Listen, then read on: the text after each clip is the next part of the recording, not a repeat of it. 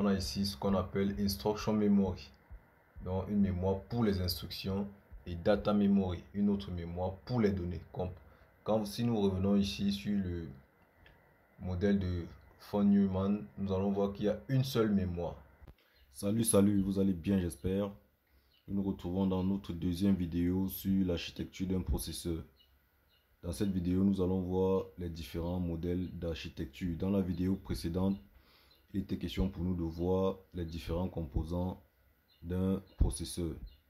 Avant de commencer dans cette vidéo, je vais vous demander de faire trois petites choses.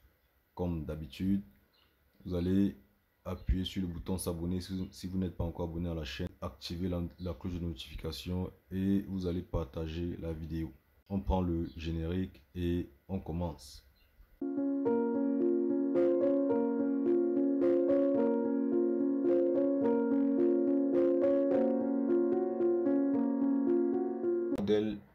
Quels sont les modèles d'architecture? Les modèles d'architecture de processeurs. Là, nous allons voir deux principaux modèles. Nous avons l'architecture de von Neumann. Cette architecture utilise une seule mémoire pour stocker à la fois les instructions et les données. Elle est largement utilisée dans les ordinateurs personnels pour sa simplicité de conception. Donc vous pouvez voir ici, on a une seule mémoire dans laquelle on va stocker à la fois les données et les instructions. Et en bas, vous avez donc le processeur qui se décompose selon ce qu'on a expliqué en haut. Et nous avons donc input-output qui matérialise quoi? Les périphériques d'entrée-sortie pour récupérer les données et les afficher aussi après traitement. Nous avons l'accumulateur qui peut être considéré comme le registre.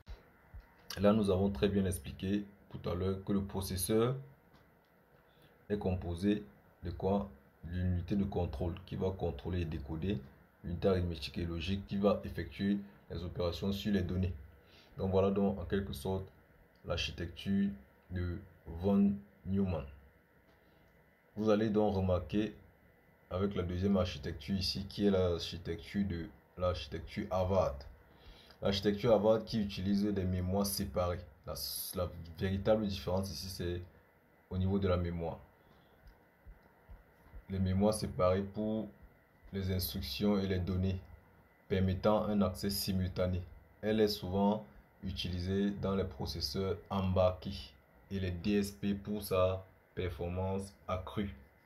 Quand nous observons ici, nous voyons donc, on a ici ce qu'on appelle Instruction Memory, donc une mémoire pour les instructions, et Data Memory, une autre mémoire pour les données. Si nous revenons ici sur le modèle de von Neumann, nous allons voir qu'il y a une seule mémoire. Chez Harvard, il y a deux mémoires, une mémoire pour les instructions et une mémoire pour les données. Le reste, les autres composants vont rester identiques. Ok. Là maintenant, on va donc passer, on va voir les avantages et les inconvénients des deux modèles. Chez von Neumann, avantage ici, simplicité de conception. Inconvénient, le bus unique crée un goulot d'étranglement. Goulot de von Neumann. Le goulot d'étranglement ici va être considéré comme un embouteillage qui va freiner le processus de traitement. D'accord? Donc comme un bouchon en fait. Étant donné que les données et les instructions vont suivre le même trajet. Il y aura donc ce goulot d'étranglement qui va freiner le traitement du processeur. Ce qui n'est pas le cas ici chez Harvard. Avantage, accès simultané aux instructions et aux données améliorant la performance. Donc il n'y a pas de goulot d'étranglement ici puisque les données et les instructions ne suivent pas la même voie. Inconvénient, complexité accrue. Ici, cette architecture est plus complexe. Ok. Concept important. C'est tout ce que j'avais à vous présenter aujourd'hui. Pour éviter que ce ne soit très long, je vais publier la suite lundi. Le programme de publication, c'est lundi, mercredi, vendredi, 17h GMT. J'ai créé un groupe WhatsApp dans lequel nous décidons du contenu que nous allons publier sur la chaîne. Donc, si toi aussi tu veux rejoindre le groupe, tu peux cliquer sur le lien qui va apparaître en haut ou alors dans la description. Les vidéos désormais c'est à la demande. Merci beaucoup.